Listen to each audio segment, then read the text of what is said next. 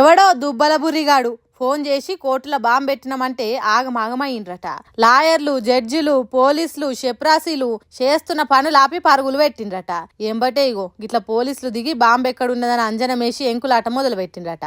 Bomb ఎవరు పెట్టిండ్రు, ఎందుకు పెట్టిండ్రు అనేది తర్వాత తెలుసుకోవచ్చు గాని ముందుగల్లా దాన్ని ఏడ పెట్టిండ్రో గాని పెట్టాలని దేవులాడిండ్రట.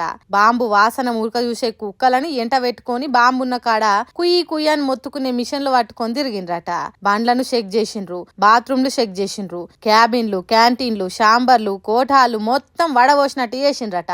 ఏడ చూసినా బాంబు లేదు, దాని బత్తి కూడా దొరకలేదట. కొద్దిసేపటికి ఊపిరి పీల్చుకొని ఎవడో ఉత్త ఉడాల్గాడు చేసిన పని తప్ప ఇంకోటి కాదు, కుక్క బెదిరించి చెప్పెత్తుకపోయినట్టు చేద్దామని చూసిండు ఎవడో ఉల్ఫాగాడని అనుకున్నారట. అట్లా ఉత్తగా వాడిని వదిలిపెడితే ఎట్లా? అందుకే వాడెవడు ఫోన్ చేసి బెదిరించిండు అనేది కూడా తెలుసుకునే తానికి వాడిని దొరకబట్టే పనులున్నారట పోలీసులు. ఇగో కిసొంటోలు చేయబట్టి నిజంగా ఎవడన్నా బాంబు పెట్టి ఫోన్ చేసినా భయపడకుట అవుతుంది.